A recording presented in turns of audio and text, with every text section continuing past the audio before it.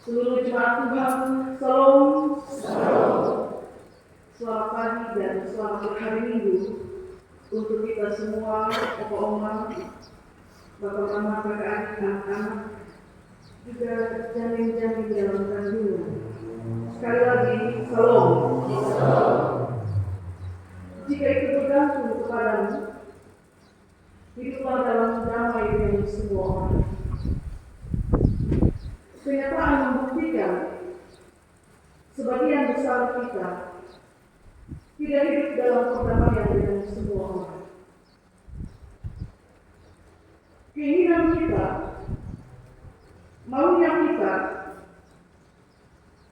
kita hidup damai dengan semua orang. Tapi secara kasuistik, kenyataannya tidak demikian. Kenyataannya, tetangga dengan tetangga bermusuhan. Kenyataannya, kakak adik kandung bermusuhan. Kenyataannya, mertua dan menantu bermusuhan. Dan masih banyak kenyataan lain yang menunjukkan bahwa ternyata kita tidak hidup dalam damai dengan semua orang. Berikut bacaan kita ini ayat 9-21 dibuka dengan pernyataan. Hendaklah kasih itu jangan pura-pura. Kalau ada kasih yang pura-pura, maka pasti ada juga kasih yang tidak pura-pura. Tapi pertanyaannya, bagaimana saya dan saudara kita dapat membedakan mana kasih yang pura-pura dan mana kasih yang tidak pura-pura? Sebab yang pura-pura dia datang dengan senyuman. Yang tidak pura-pura juga datang dengan senyuman. Bagaimana saya bisa membedakan? Yang tidak pura-pura dia datang dengan mencium mulut. Tapi yang pura-pura juga dia datang dengan mencium dan mulut. Bagaimana kita bisa membedakan ini orang pura-pura atau dia tidak pura-pura? Lalu dalam kaitan dengan hidup damai dengan semua orang, bagaimana saya bisa hidup damai dengan semua orang kalau saya tahu bahwa ada orang yang mengasihi saya dengan pura-pura?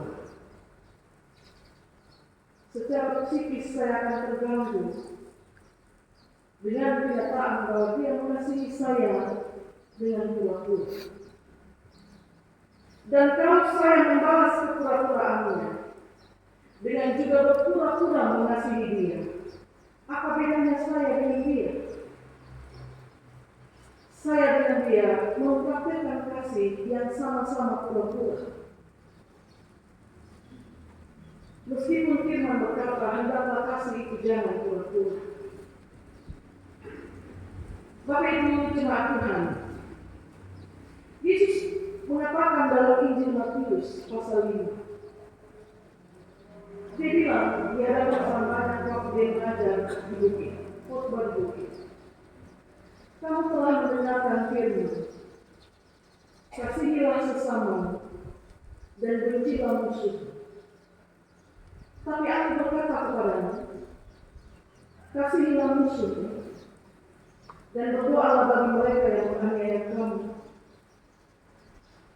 Sebab dengan berbuat demikian, kamu akan disebut anak-anak Allah yang menerbitkan matahari bagi orang jahat dan orang baik, dan yang menurunkan hujan bagi orang benar dan orang tidak benar. Dan itu kemudian diuraikan secara mendetail oleh Paulus dalam bacaan kita ayat 9-21. Yang tertulis dalam kitab Taurat, kasihi sesamamu tapi benci musuh. Tapi Yesus bilang kasihi musuh dan berdoa bagi mereka yang menganiaya kamu. Karena dengan demikian kamu disebut anak-anak Allah yang terbitkan matahari bagi semua orang tanpa membedakan, dan yang menurunkan hujan bagi semua orang tanpa membedakan. maka adakah sesuatu yang terlalu berat yang tidak bisa saya dan saudara lakukan kalau firman Tuhan berkata, jika itu bergantung kepadamu, hiduplah dalam perdamaian dengan semua orang. Saudara, jika itu bergantung kepadamu, itu artinya semua keputusan itu ada di tanganmu. Bahwa engkaulah yang memutuskan mau hidup dalam perdamaian dengan semua orang ataukah tidak. Bahwa keputusan itu ada di tanganmu. Apakah engkau akan memberi seturun lapar, memberi seturun makan saat dia lapar, dan memberi dia air saat dia haus, ataukah tidak. Tapi firman berkata, berilah dia makan ketika dia lapar, dan kalau dia haus, berilah dia minum. Sebab dampak dari perbuatan itu adalah mempermalukan dia. Karena dia berseteru dengan engkau, tapi waktu dia lapar, engkau memberikan dia makan. Waktu dia haus, engkau memberikan dia minum. Keputusan juga ada di tanganmu. Apakah engkau mau memberkati orang yang menganiaya kamu? Ataukah sebaliknya engkau ingin mengutuk dia? Keputusan juga ada di tanganmu. Apakah engkau mau hidup sehati sepikir dalam persekutuan ini? Ataukah tidak? Juga keputusan ada di tanganmu. Apakah engkau mau membantu orang-orang dalam kekurangan? Ataukah menolak, bahkan juga menolak untuk memberikan tumpangan? Keputusan ada di tanganmu. Kalau itu bergantung kepadamu, keputusan ada di tanganmu. Dan kalau keputusan ada di tanganmu untuk hidup dalam damai dengan semua orang, maka berdasarkan pada kebenaran firman kami katakan, lakukanlah, saudara-saudari. Hiduplah dalam perdamaian dengan semua orang. Semua orang itu berarti termasuk saudara kandungmu yang sedang berseteru denganmu, termasuk dengan anakmu yang sedang berseteru dengan engkau, wahai orang tua, termasuk dengan mertuamu yang sedang berseteru denganmu, wahai para menantu, termasuk saudara segerejamu, saudara serayamu. Hiduplah dalam perdamaian dengan semua orang. Dengan semua orang. Itu pemberitaan firman. Tapi ingin rasanya hati ini membalas. Ingin rasanya membalas untuk memukul. Balas untuk mencaci maki. Balas untuk menendang. Tapi firman Tuhan berkata, berilah tempat pada murka Allah. Sekali lagi, firman Tuhan berkata, beri tempat pada murka Allah. Sebab pembalasan adalah hak Tuhan, bukan hak kita. Hak Tuhan adalah menuntut pembalasan, dan hak kita hidup dalam damai dengan semua orang, termasuk dengan dia yang menganiaya engkau. Dan karena itu perikop ini ditutup dengan pernyataan jangan engkau kalah dengan kejahatan.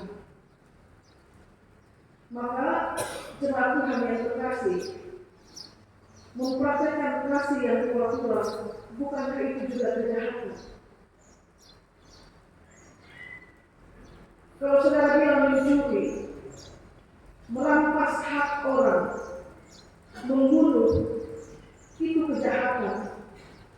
Maka tambahkan lagi dalam daftar kejahatan bahwa kasih yang pura-pura itu juga kejahatan. Pada awalnya, kejahatan tampak muncul sebagai pembenaran.